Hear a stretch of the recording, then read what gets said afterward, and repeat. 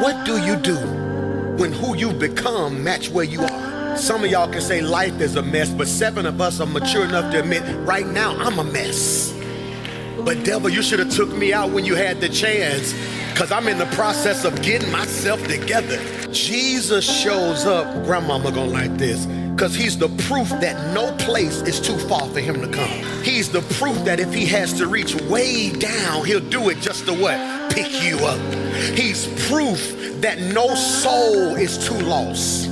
Proof that revival doesn't begin in temples, but revival begins in tombs. See, the reason I'm excited about what God is doing at Rock City is because the best part of Rock City ain't Sunday. It's some stuff happening in your life on Monday and Tuesday. So the reason church is so crazy on Sunday is because when you come to church on Sunday, you've been waiting 4 days to praise God about what he did on Tuesday. That's how I can tell the difference between you and your neighbor. One of y'all got to get stirred up, but then 2 of y'all said, I brought my praise with me. That when I look back over my life and think things over, I don't even have to look back long. I don't have to look back. See, some of y'all can say what he brought me out of last year. Some of y'all can say what he brought me out of last month. 7 of us can say what he brought me out of last week. God still has his hand on my life. Jesus doesn't avoid the ruins. He walks into them, bringing, watch this, resurrection. He doesn't avoid it. This is why the Lord's really been dealing with me. This is why I'm spending so much time in prayer. This is why I'm getting my regiment back up at 4:30, 5 o'clock in the morning on Sunday, trying to be the first person in the door, getting my devotion time back, taking back my mind so I got space, making sure, this for 3 of y'all, I practice sacred, what is it called? Sacred stillness. What's sacred stillness? When I make space for God. See, some of y'all are waiting on God to come to you when you need to set up space and say, God, this is where we gonna meet daily. Because I'm realizing until the church becomes comfortable going into toxic places, people will never be set free and delivered. This is why the best part of your Christianity can't be what you do on Sunday. The devil don't care that you go to Rock City. The devil don't care that you sing on the praise team. He's like, no, what's the use of them coming in if they don't never, I don't know who I'm preaching to in here. So hear your boy when I say this. He walks into it to bring resurrection. Hear me, he doesn't wait until the man is cleaned up. He don't wait until he's put together. He doesn't wait until he's church ready. He proves that his authority reaches the darkest places and reclaims the most shattered lives. So today, as I dive into this story, I want to ask you a question. Put this in your notes. What part of your life has been left for dead? Here's another question. What tombs have you been living in emotionally, mentally, and spiritually? Your tomb will not be your testimony. Your past pain will not be your permanent place. My tomb won't be my testimony. My past pain won't be my permanent place. Number 3, watch this, your trauma will not outtalk your transformation. Y'all sleeping on me today. Overflow, y'all better talk back to me. Your trauma will not outtalk your transformation, because you don't realize there are 2 conversations happening in your head and in your heart. Your transformation is saying you're doing well, but your trauma saying don't get excited because it never ends well. Your transformation is saying this will be the strongest summer of your life.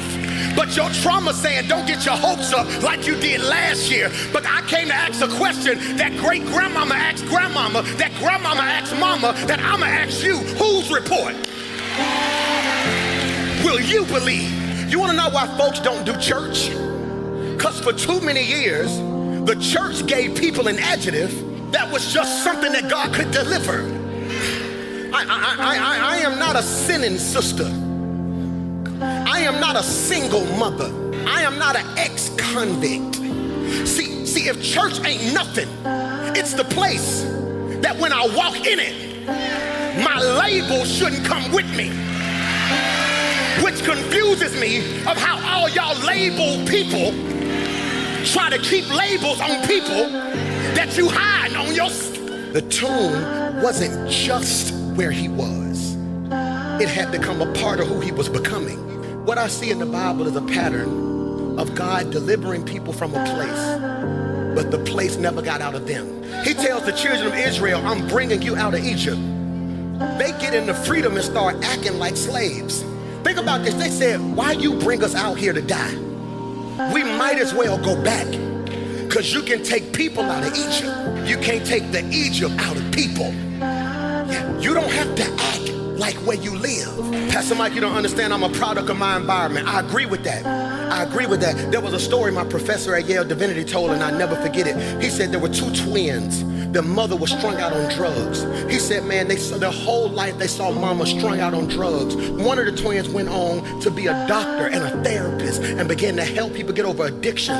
The other twin became an addict. They asked the one who became an addict, why are you on drugs? He said, because I saw my mama. He asked the other twin, why are you a therapist? Because I saw my mama. So what I'm trying to tell you is at a certain point, where you from is no longer an acceptable excuse. Let me pause and parenthetically digress, because some of y'all sitting here like that's a ghetto word. No, just because you come from money don't mean you gotta treat people like they ain't nothing. Did you hear what I just said? Can I ask you a question? Didn't you say you finna be better? Why y'all still going there? Some people treat you the way they treat you because of where they found you. Can you kill these lights for me, if you don't mind? If you can kill those. Can you give me just a little blue light on me? Hey, how you doing? I'm doing good. How you doing? Yeah, man. So where you at? Yeah. What you doing when you leave here? Okay, cool. All right, no. I'm trying to see what's up with you. What's up with you? You want another drink? Okay, cool. No. We just gonna get out of here. How can you possibly know the value of something in an environment like this?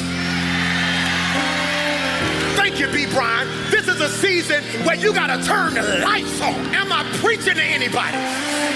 Because where you find me sometimes dictates how you treat me. And certain people found you at your lowest. Certain people found you at your brokest. Certain people found you at your most confused. And the reason they are frustrated with you currently is because you are no longer acting like where they found you. That's why you can testify things I used to do. I don't do no more places, locations I used to be at, because I've been changed. Do you see what I'm talking about now? So the question I gotta ask you now is your location impacting your value? Once you put it in a different location, it made you view it differently. Now, I'm not proud of that, but what I'm trying to show you is a principle. It's called the principle of the place, that where you find it sometimes determines its value, which is why some of y'all owe people in your past an apology. You mad because they treated you cheap, when you should apologize. Like, I ain't even mad at you. I realized where you found me, you didn't know better. You thought I was the same price as them. Y'all just missed what I just said. You'll be surprised how many females meet a brother on a block. Then he gets saved and the money ain't the same. Now all of a sudden you and your feelings. Oh, y'all thought this was just a bad, no. Cause y'all a trip too. See, if you really want to know it, people, why do I need you to get better? Put this in your notes. Because if you don't, you'll confuse a trauma response with a personality trait. Some of y'all attitude ain't a character trait. Hey, they cool and all, but they got a nasty attitude. I don't like their character. That's not their character. Their mama was a trip. Their daddy never showed up. Every friend they had betrayed them. The last 3 people they dated played them. So if they're hard or got an attitude, that ain't their character. That may be a trauma response or a defense. Are you hearing me? Mechanism. See, you don't want to say amen, but I'm really preaching to 7 of y'all who's sitting in church like, he is really talking to me today. Because I want to be nice. I'm one of the most nicest people you'll ever meet in your life.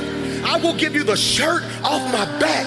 But after so many games, you start side-eyeing people. Then they say stuff about you like you difficult. I'd rather be hard to deal with than easy to play. Michael, I'm not difficult. I've developed, and I'm not making an excuse for it, I've developed a trauma response. You don't need deliverance, you need a decision. We ain't finna pray about your ex. Leave. They ain't doing nothing anyway. We're not finna pray about the job. Step out on faith. Either you're gonna step out on faith and it may not work, it may work. At a certain point, God's not gonna give you a word of complete comfort where it eases all your worries. We walk by faith, not by sight. We're not gonna keep asking God to deliver us from what can be a decision from you.